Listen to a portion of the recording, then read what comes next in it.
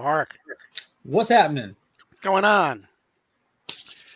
Doing a little deep dive, a little Dark Crisis deep dive. Yeah, we are now just about halfway through Dark Crisis, and this was a huge issue, and we will get to all of it right after this.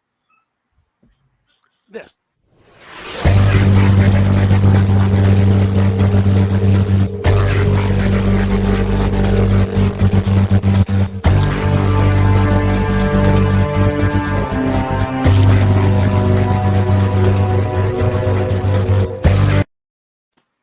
I got to tell you, I am loving those homage covers to the different um, crises that have occurred over the past 80 some years in DC Are those the Comics. ones that have the original Crisis trade dress on them? Yeah, well, no, like the one that's behind you right now is an homage to Zero Hour Number One. Oh, I got you. Yeah. So, yeah. So, welcome back. This is our 12th episode. We are on Dark Crisis on Infinite Earths number 4 now. Before we get started, don't forget to like, don't forget to subscribe, don't forget to hit the notification button so you're alerted whenever we drop new content. Share Um, this out. And share yes. with a friend. And don't forget to comment because we will also be having a huge giveaway at the end of all of this, which is coming closer and closer every single week. Before Um, we go any farther, though, I do want to say how seamless it was that you transitioned right into the full new working title of this book. You didn't even skip a beat. Dark Crisis on Infinite Earths. hey, I am a DC shill. I do whatever they Yeah. ask. So this is the first issue that has the new title on it. Um, Joshua Williamson promised that with issue number 4, it would basically go into overdrive. I think he, in many ways, was able to accomplish that. But Yeah, he didn't uh, lie. This you could definitely feel the pace of this one just it took off. yeah, It took absolutely. off. And I was so happy to see at the very beginning of the story, we basically had the team of Hal Jordan and Barry Allen back together again for the very first time. Yeah, it was As awesome. It's they should. kick-started right where it left us off, like where we thought we were going to be taking that last issue into the one shot. We didn't. We were starting right here with this issue, though, right on that weird construct world. Right. And we find out that Barry has basically gone to the other worlds, and he has kind of like looked in on the people just to kind of see what's going on. And just obviously as we thought, Pariah has put them into a world of their own making, basically where they felt as though that they would never want to escape from. And so now it's going to be up to Hal and Barry to bring everybody back. It seems as though that's where this particular story is going, this particular part of it. But then we jump to the Hall of Justice. It's a few pages ahead. Yes. um, and we're talking about we reference a lot of things from the past. We reference how the Batman Who Laughs and Perpetua, and that how the dark energy really kind of came to be. And how it's kind of had been kind of at the edges of the universe, and now obviously it's coming, more and more and more, and everyone really, understands and accepts and knows that Deathstroke needs to be defeated, and that he's basically under the control Yeah, of this these are dark energy. great. These are great moments in these event books when you have like this big 2-page spread of an exposition dump, and you have the heroes that have been here that we've been following telling it to the JSA that just came back. And we get this awesome layout, this awesome like border around the 2-page spread here, and each little image is like the newer heroes working with a JSA member all around the world, kind of like putting out fires, more or less, while they're doing this little exposition dump. And it's cool because we haven't had like in main continuity really a moment like this since they really structured the universe at the end of Death Metal. So they're going back. Like it's kind of ironic that you pointed out the 0 hour thing, because it's kind of like they're going back and doing a little housekeeping for continuity and going and grabbing a hold of all those loose continuity threads, and we're about to kind of bring them with us as we move forward to whatever they're about to do with them from this moment. Right, absolutely. And so then we jump to um, Gar's bed, where Nightwing is. Okay, and he is not in a good place. Oh, nice! I like the way you did that. And who Page arrives? A new Alan. arrives, Yeah. but okay. And so to me, when I look at this, I see two things. I see basically because the original Superman really isn't part of continuity anymore. The original Batman isn't part of continuity anymore. The two original heroes that to me, reflect the golden age are going to be Alan Scott and Jay Garrick. Those two pretty much. 100%. Okay, and so you have basically the golden age, and you have basically the hero that now represents the legacies. Okay, and so they're in this. So that's why I think this is such a great scene, because you basically have the two of them interacting, and you basically have the legacy hero basically saying, "Hey, look, we can't do this without you. Yeah, we got lots of good people. There are lots of things. John's put together a great team, but they need the guy who did it first. You Hmm. know, they need you." Like they even get in there like at some point, I think it was this book where they said it doesn't matter what you call the team, we still need you. Right, right. Um, and he appeals to his better nature too because he says, look, when I was in Gotham, I saw your parents. I saw what they did. They were amazing. They were fearless. And he's basically asking him to be the same way now. Yeah, here's that moment because like everyone was talking about like is John's Justice League taking the place of the Justice League, and we talked about how definitely not. Like it doesn't fall on these kids to lead the world. It falls on the seniority kind of thing, which you see a lot of that structure between Titan. Nightwing is that guy. He represents that evolution of a character in DC Comics. He always has. And Alan tells them they don't need a fancy title or a team name. Justice League, Justice Society, they're all just titles. They have meaning, sure, but you don't need those to be a hero. I'm like, yes, yes. Yeah, it was an awesome Exactly. moment between these two. Yeah, like I said, it really is a great moment between those two heroes. It just is, Joshua just knocks it out of the park in that scene. I think. Um, then we got a quick jump to the Legion of Doom. Um, um, Evil. yeah, exactly. And Black Adam, basically trying to recruit them to go up against the secret society of supervillains that Deathstroke has put together. Mm-hmm. Um, and they're all you know the Legion of Doom is not as cohesive as many people would think. When They're Cheetah says not at something, all.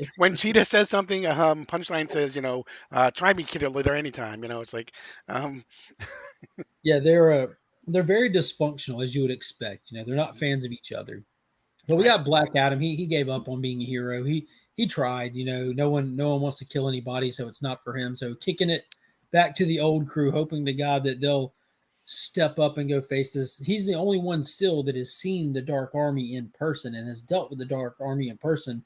And he feels like no one is listening or taking him serious. And he's seeing the same thing from his own peers here while they bicker over what should be done. And Luther postulates like he knows what to do. He always knows what to do. And ironically, you don't have to wait because while he's going through his spiel, the explosions go off and they're under full assault from Deathstroke himself. right. And we get another two-page spread of just all the heroes. Um, Villains. right, sorry, the villains, yeah, the Secret Society of supervillains, and we get a lot of the dark matter again, that's chained by these dark chains, and Yeah, I didn't notice that before. Now you say it, he's got everybody under his influence. Now they all have the chains on. yep, So when Pariah takes you into the Dark Army, it's kind of been represented, at least in Justice League 75, they all had the chains around them. Deathstroke's entire crew, and this is a huge crew, they all have those chains on them. hmm Yeah, I did not notice that. Good yep. call, Paul. And so there's a huge fight that occurs, obviously, between the two groups that begins, but then we basically leap back to see Pariah, who is watching everything from some location.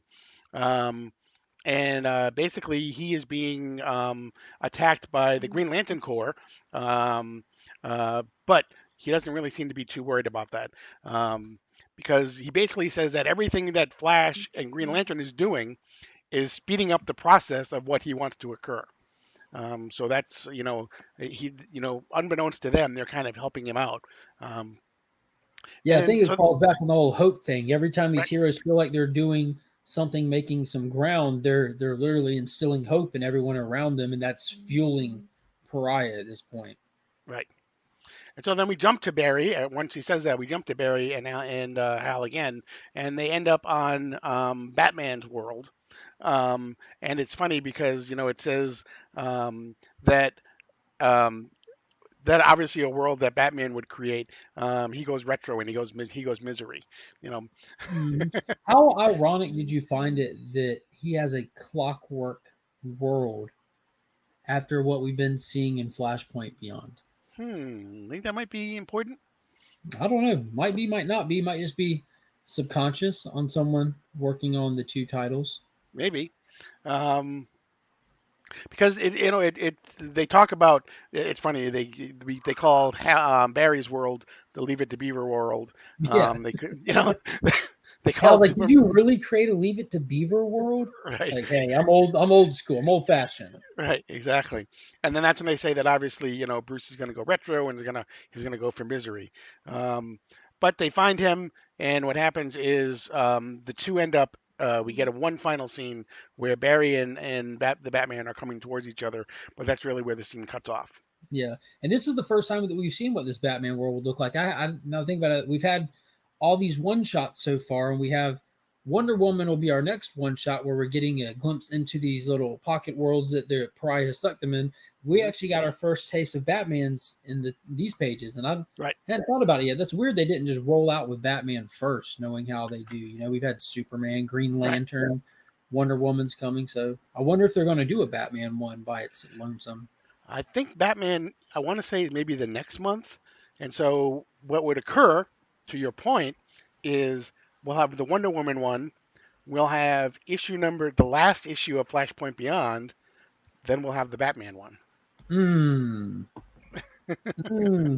And it's Wonder Woman and Martian Manhunter because they each have two in them. So we have Right, Wonder Woman and Martian Manhunter will be in there as well. I'm excited to see what old John Jones is up to as well. right. Hopefully, it's someplace cold with a lot of snow. I did, yeah. I mean, Martian Manhunter is just he's gonna be having Oreo baths. Oreo, just eating Oreos and building snowman, not a flame in sight. Exactly. So then we find a group of being led by Alan Scott. It's Nightwing, it's Kal-El, and one other person. Jonathan, Yara, Right, Nightwing, right, yeah, yeah, and yeah, yep, Alan. And this is the page that they teased us with at Comic Con when they hmm promised us that we'll be getting a faster paced story and more JSA. And it is a gorgeous single page splash of spiraling stairs. And you just get dialogue descending with our characters down the stairs, being led by the Emerald Flame. It's just a gorgeous, gorgeous page. it Big is. kudos to the artist, man. And they reference that on Earth Omega, since he came back from Earth Omega, um, he's noticed that Sense there's something something wrong. wrong with magic. Which, if you're a DC fan and you've been following any of the news, next year's big event is supposed to somehow focus on the magical world. So yeah, so some context to this. I mean, it has to have context to what Rom V has done with Justice League Dark.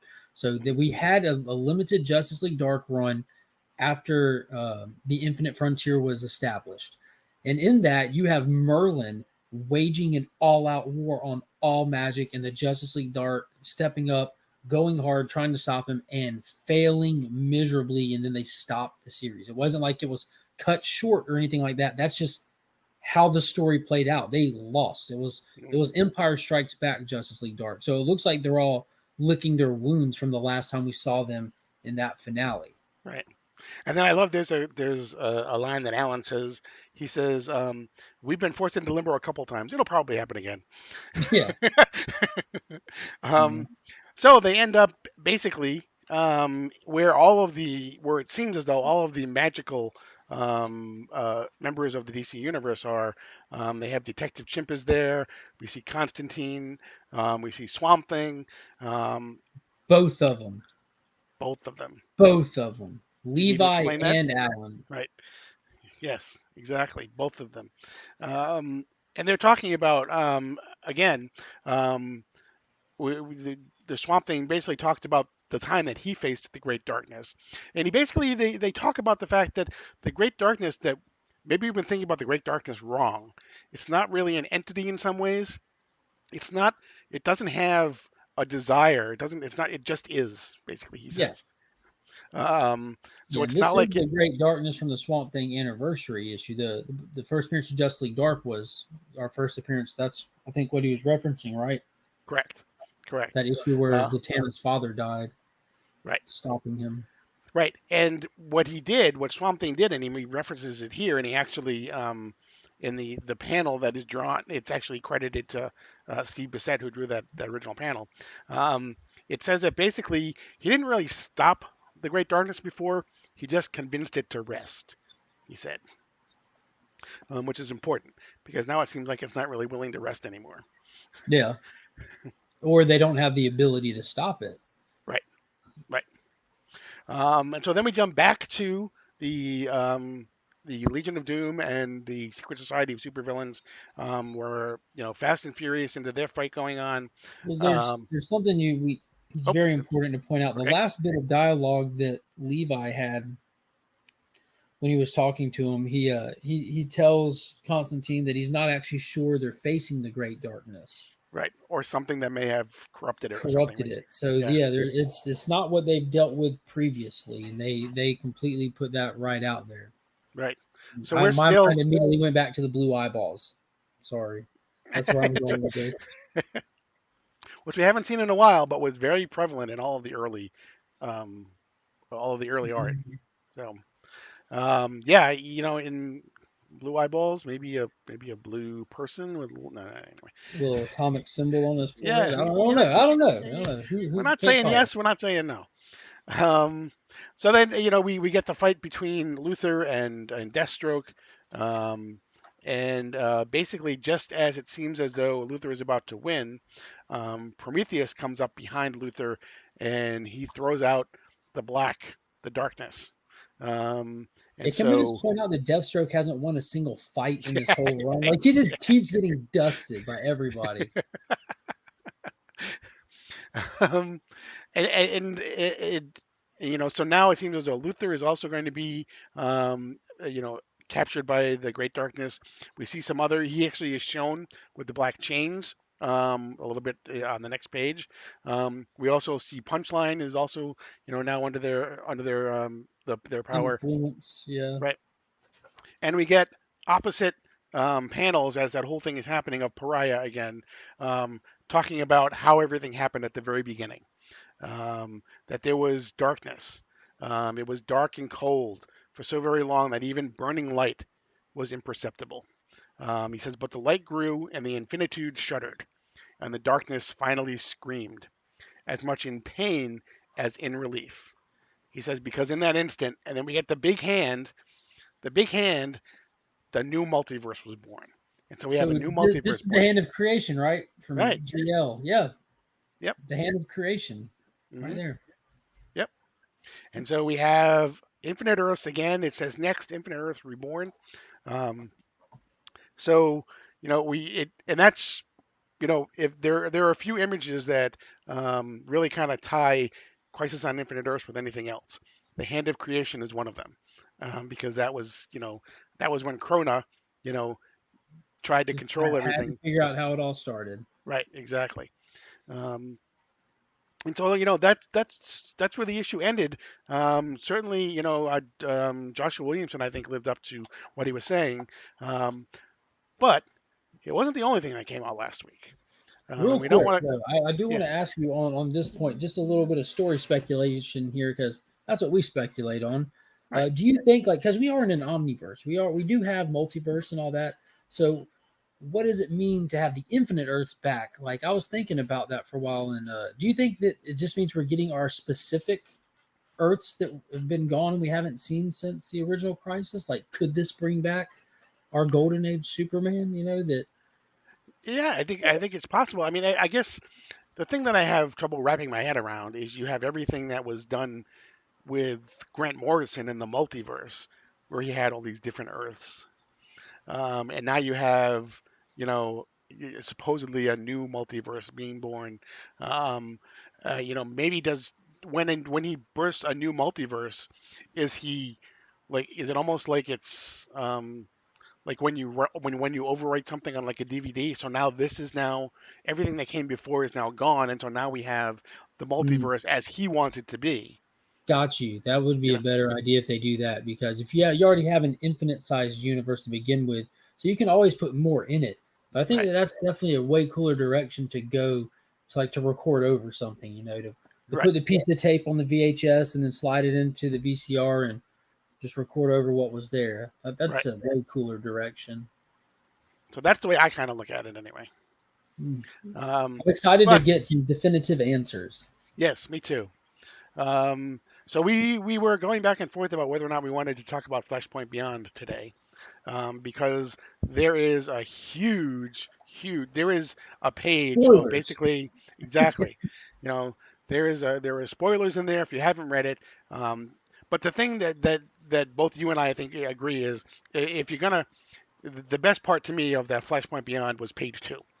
Yeah, I think we It can probably skip over that spoiler and still kind of brush over this book pretty quickly. You know what I right, mean? Without hitting that specific spoiler that we were worried about.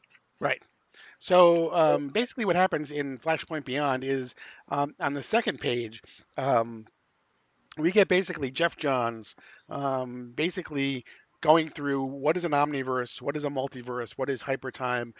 He basically lays it out in almost an encyclopedic way, um, but in And the ways that format people is can great. Yeah, understand. you have Mr. Terrific, and I don't remember the woman's name from the Time Masters sitting beside each other on a talk show. So like, there's a reason for them to be doing it. They're explaining to the public what is going on while it's relevant and everything, and it's definitely a must read. Yeah, If you're a long-standing DC fan, if you're a long-standing multiverse fan, these are the kind of pages you really live for, especially when big events are going, where it just lays it all out in beautiful, simple fashion, and it's just, I don't know, it's like you just smile with your eyes as you read it, kind of thing. right. And so what you have is basically what he says is you have within the omniverse, there are multiverses make up the omniverse. Okay, and so you have it talks about the multiverse, the dark multiverse. It talks about the sphere of the gods, which is the thing that Grant Morrison did, I believe, right? The sphere of the gods, right? And it talks about the metaverse, which is the prime Earth. So that's the Earth that we're on, supposedly, I guess. Um, Mm-hmm. And and Earth so Zero being the center of it all, our correct, main continuity. right? And so you have the divine continuum, which was a new term for DC. The overall DC universe is made up of two parts. It's made up of the omniverse and hypertime. And so the omniverse is again a whole bunch of different Earths or whatever multiverses. But there's a second part because there's not only space but there's time. Okay, and the two of them work together. Okay, and so you have the hypertime, which is separate from the omniverses, because you can create a different timeline, which then creates something going forward, which again it will occur within the omniverse or the multiverse, but the time is an important part of that as well. Yeah, it stands separate than the omniverse in the sense that when something happens in the omniverse, you can correct it inside the omniverse. You can correct time inside the omniverse, i.e., flashpoint stuff like that. But that doesn't mean that you fixed hypertime. Hypertime is more volatile, it is more unpredictable, and it has more dangerous effects on everything moving forward, which I think is such a great touch because the Flash is crucial. He's the reason why hypertime exists. Like Mhm. they put that into the stories when that lightning bolt hit Barry in the lab was the creation of hypertime right then and there. So to tie that importance in an event like this back to Barry Allen, like we've talked about, that was such an elegant touch on Jeff Johns' part. Like that was perfect. Very, Right. very awesome. Yeah, absolutely. Um, in this issue, I don't know how much we want to go into it. I don't want to ruin, Flashpoint Beyond, but we're still looking at Clockwork, the Clockwork murderer. So that mystery We is still found out going who it on. was. Go ahead. Yeah, so it was Martha Wayne. She is Right. alive. She's been running around under the streets. Thomas finds out about it. He's beelining back to where he knows she is, and which is at Arkham Asylum. Dealing, she's there with Harvey Dent's wife. They found out that Harvey Dent's wife was not straight and arrow like they thought she was before she ended up in the nut house. That Her kid didn't kill itself. The wife murdered the child because she's psycho, and Harvey had been keeping her all of her psychoness under wraps all these years. It kind of reminds me of what was going on with the Waynes in the main universe with Thomas keeping Martha's mental instability under the wraps. But he gets there, and Martha's already there with Miss Dent, and they end up going on a little goose chase with each other. There's a little bit of exposition back and forth. We find out that Martha was actually talking to the psycho pirate while he was there for extensive amount of time, which Psycho Pirate's key in all of this is dumping all this information to her to the point that she has created her own time sphere, like the Time Masters have, with the information that she was getting from Psycho Pirate. And she's ready to ripple some feathers in hyper time herself. And that's what's been going on in the main body of this story. And that's where we leave off, with her firing up the machine. Right. And so my favorite panel is this one. It is the double-page spread of Thomas Wayne coming through. And the interesting thing to me is every single shard of glass has an image of Robin either dying or being close to death. Which isn't cool at all, Paul. That's not. I know. But I mean, but I thought it was interesting from a story standpoint. Yeah, I don't get why. You know, maybe, you know, the little kid. Death, yeah. You know. Oh yeah, I wonder what the relevance is. I mean, in this, because you know, people were speculating on this book, like, you know, he's kind of taken in Harvey's surviving kid, you know, and the kid ran off, and he's at the scene of all this happening. So he busts in when I guess they were about to kill the kid. You know, Martha had a knife, was walking up to him, was talking trash to him, and Batman. But yeah, it is what it is. This Batman saved his Robin. Right. And so he basically, you know, broke the shards of glass so that it wouldn't happen. So that's pretty cool. Yeah. Some very good storytelling going on there visually. Right. And so we have one more issue of Flashpoint Beyond to get through. We also have this month we have the Wonder Woman, Worlds Without a Justice League. We have the Flash, the fourth part of that. We have Dark Crisis, Young Justice as well, and I think that's it for this month. That's a lot. It is a lot. It is a lot. So yeah, I was blown away by this issue. I hope that, you know, it just continues to, you know, up the ante and up the adrenaline every single issue, because that's really kind of what Joshua promised. And you know what, that next issue we get that Swamp Thing Superman merger that we've seen on that cover art. Gonna be nice. It's gonna be dope. Yeah. All right. So again, make sure you hit the like button, hit the subscribe button, hit the notification button, leave a comment down below, so that when we do the drawing at the end of all this, you're notified and you're entered.